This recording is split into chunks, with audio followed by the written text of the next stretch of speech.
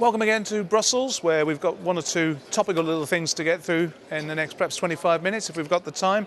I'm with Nick Griffin, of course, who is the MEP for the northwest of England. Nick, we looked at this Cameron suspects floods linked to climate change earlier on. We had a good natter about this with one or two other colleagues as well. I mean, what do you make of this? Well, it's slightly less barking mad than the UKIP councillor, who of course got himself in terrible trouble for saying that it's God's revenge for gay marriage. And while not approving of the militant homosexual attack on the institution of marriage and on traditional families and the rights of children, I've got to say, I mean, I have rarely heard anything more barking mad than that. But how much madder is or how much less mad is Cameron's point, really? Because in the one case you've got the God in the sky flooding Britain for spite, and in the other you've got this sort of carbon demon in the sky flooding Britain for spite, and it's equally groundless, I would say. So Cameron's saying it's to do with climate change. Of course it's not. There's many reasons for those floods. Lots of rain. Britain gets lots of rain.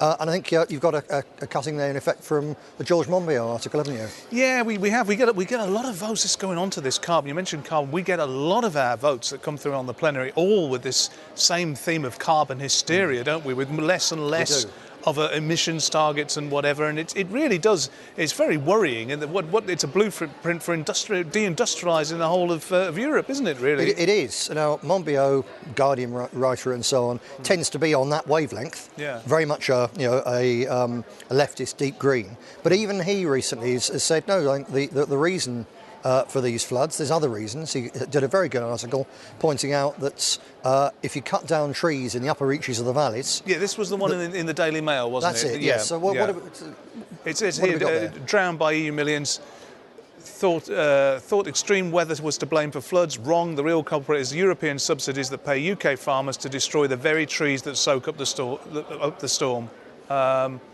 Water sinks into the soil under trees at 67 times the rate of soil under grass. Farmers are not eligible for EU payment if land is covered by trees. As a result, flood-preventing trees are cut down, removing vital protection. Well, he's right, isn't he? He's right. It ruins the countryside. It destroys wildlife. It's an ongoing EU catastrophe, the destruction of our countryside due to these misapplied subsidies. And I think he goes on to say, certainly it's widely recognised that basically with the flooding problem, cutting down the trees and overgrazing at the top means lots of water coming down fast, and then they're building more and more on floodplains, with the result that the water's got to go somewhere, and instead of going into what used to be fields, it's going into poor people's front rooms. Yeah. But if we weren't building on the floodplains, the floods wouldn't be affecting more and more houses every year. Who do we blame for that? Well, I think there's two factors.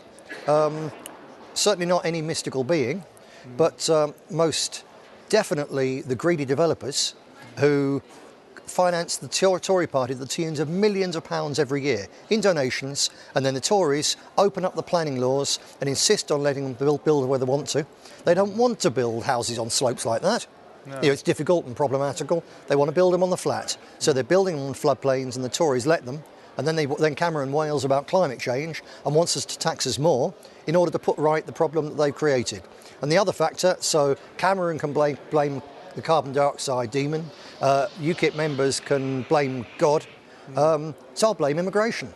As you'd expect the BNP. Of course you would. Yeah, absolutely so. Yeah. Because the motor for population growth in Britain, everybody recognises, is primary immigration and family reunions, i.e. bringing more in from abroad to those already here, and the massively high birth rate of certain immigrant communities in Britain. That's why our population is going up.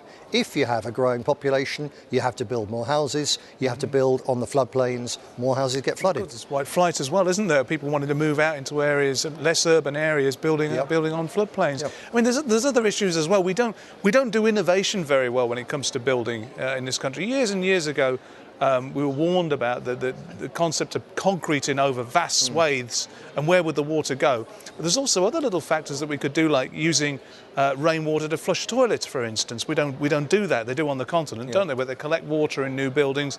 There's no reason why we shouldn't flush toilets. All sorts of little things like that. Yeah, could be done. But we just don't do that. It's far easier. Cameron blames global warming.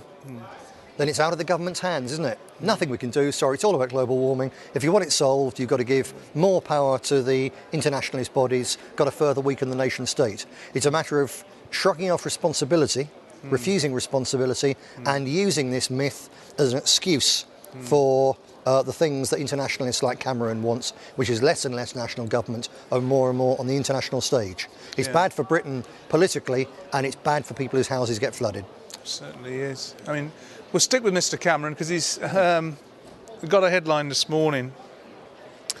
Increase in employment will bring peace of mind to the UK, says David Cameron. Well, there's a problem there, isn't there? Because, as you know, more and more people are working, so they say, but more and more people who are still working can't make ends meet, can they? Yeah, indeed so. We see with food banks. First of all, you've got to note, of course, there's something of an economic recovery. They're creating another artificial housing boom. So this isn't a recovery based on making real things, on real worthwhile industry. It's based on consumer spending and a housing boom and more debt. And it's based, they've been pumping billions and billions of pounds in quantitative easing into the economy. They've mainly given it to the banks, to the stock markets and so on. But some of it seeps out and does create some jobs. But it's not a real recovery. It's yet another boom and bust operation.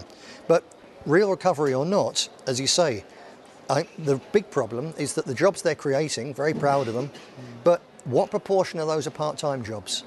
What proportion of them are zero-hour contract jobs? Yeah. What proportion of them are particularly badly paid jobs? And the answer is virtually all of them. So, yeah, people are working. Great. You're a rodent on a treadmill. Be happy. You know, they're not real worthwhile jobs of the kind that allow families to stay together, which give communities self-respect and enough people working so that the idea of work and thrift and looking after yourselves is the dominant theme within the community. It can't be when so many people in these jobs are still, well, there's some figures, I can't remember exactly what the other day, but even people working having to go to food banks. What kind of job is that? Well, it is actually incredible. I mean, they come up with these figures. I'll be honest with you, I don't look at government figures really with any degree of certainty at all. They keep on going on about the retail price increase and the price of food is coming down. I don't see that. I don't see that when I go into a supermarket. I don't see the price of things that I buy coming down ever.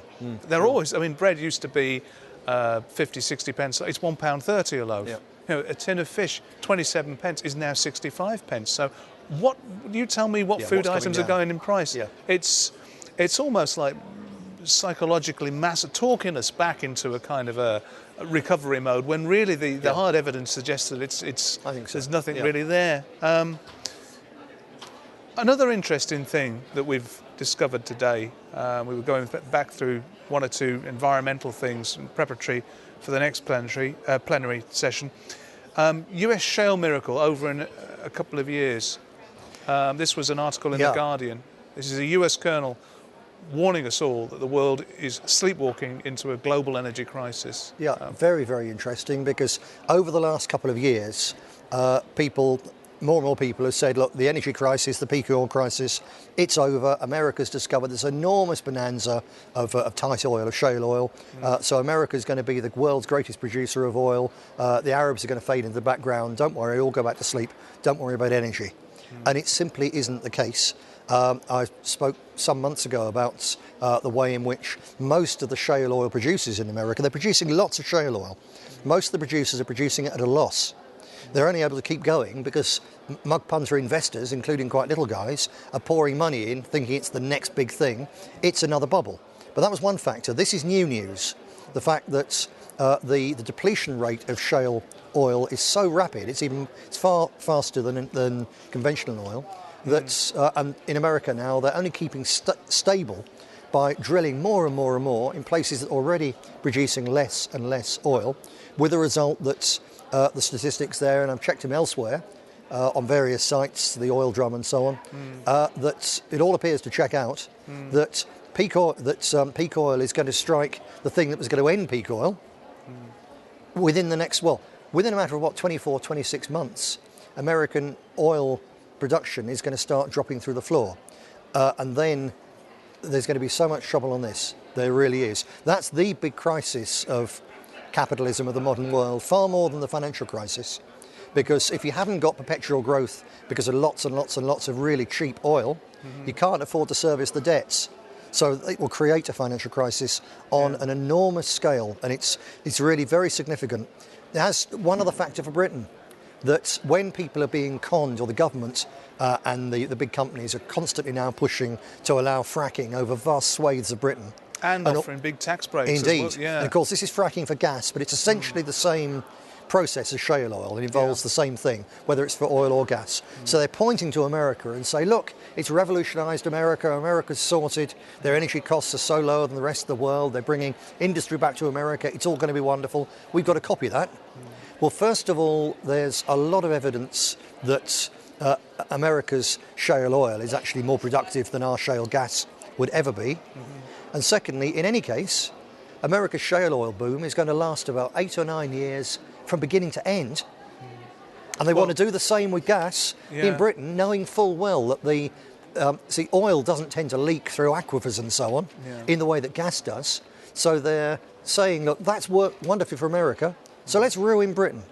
Let's destroy the aquifers. Let's do damage which we don't know if it can ever be undone. For generations to come. For generations and generations to come. If the Romans had done gas fracking, we'd still probably have cows dying in country areas of Britain right now from the poisoned water that would result.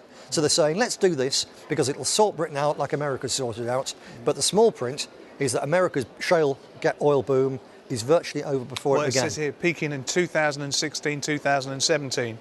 So we're 2014. It's not far away, is it? Typical short-termism, typical Tories, isn't it? I mean, typical Tories. Don't forget, not just the Tories. UKIP, I see them in here constantly when they're voting and so on. They are fanatically pro-fracking. Yes, not surprising, because there's two things that the UKIP are fanatically for. They're fanatically for fracking, and they're fanatically for banking. They're fanatically for a couple of the biggest rip-off industries ever to have afflicted our world. Not surprising, because those people pay their bills. It's damn right. I mean, we're going back to some of these votes that we witnessed here. We had a vote last week about the introduction of genetically modified maize. I forget what it was now, but it was some maize that had been modified for resistance against something. And it was quite shocking to see so many MEPs voting for fracking, wasn't it? To actually, not for fracking, for GM crops, to actually withdraw the restrictions. Every time that something's come up with you voted against genetically modified for two reasons. First of all, I've scarcely yet found a constituent, a party member, anyone I've spoken to, who thinks, an ordinary person who thinks that GM crops are a good idea. The only people who do are the big farmers and the big industrialists and the people in their pockets, like UKIP and the Tories. So there's a democracy issue. The public are overwhelmingly against it. And secondly, there's, to my mind, sufficient evidence that it's really dangerous, and common sense suggests it's really dangerous. And when you look at the companies like Monsanto who are pushing these things, you're dealing with global corporations who I would classify as evil. And the minute people like that, the people who gave us Agent Orange in Vietnam and so on, the minute people like that start saying, we've got this wonderful new technology, it's going to make us some money, but it's going to change your world for the better, I think it's time to run for the hills. Yeah, it certainly is. What I found particularly bad, there was 2 votes actually about genetically modified crops and whatever. They really did try hard to push honey that contained genetically modified pollen and whatever, and they tried to take away the public's right to know what they were eating. In other words, genetically modified food should be labelled. It normally is in Europe and whatever, but they tried to push it through so that honey wouldn't be labelled. So people didn't even have the choice and the knowledge and the right to know what they were eating, which is really quite a vile way of doing business, isn't it? It really is. But thankfully that was... but if people have the choice, they might make the wrong choice, which impacts on profits. So don't give them the choice in the first place. No. And this place is the place to bulldoze that through, with people like UKIP going along with it. Yeah. One last thing about UKIP. Last week there was a vote about wildlife crime, about poaching and about putting resources into protecting wildlife, trafficking of endangered species, all of these things. And there was a lot of merit in it. We take the votes in this place roughly on the basis that if we were actually in charge, this is the kind of thing that we would be doing, isn't it? We put sanctions against African countries, for instance, that assisted in the poaching of rhinos or elephants. We certainly wouldn't have given them anything, would we? Obviously, we don't want Europe interfering in our affairs. No. But I don't regard it as a legitimate British affair to import poached ivory from Africa. It wants stopping.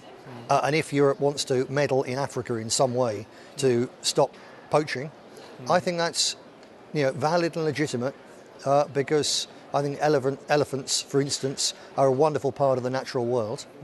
And I can't credit anyone voting to block measures to protect elephants. I really can't. Well, it's funny you should say that, but I have just such an example of that vote. Of that vote, 630-odd MEPs voted like the same way that we did to actually put these new wildlife crime restrictions and resources in. There were 14 people that voted against, 14 MEPs. In the whole of this place, 6 of them were UKIP. Quite amazing, isn't it? Vote UKIP and the elephant gets it. And on that basis, that's all we've got time for, so we'll meet up with you again from Brussels probably next week.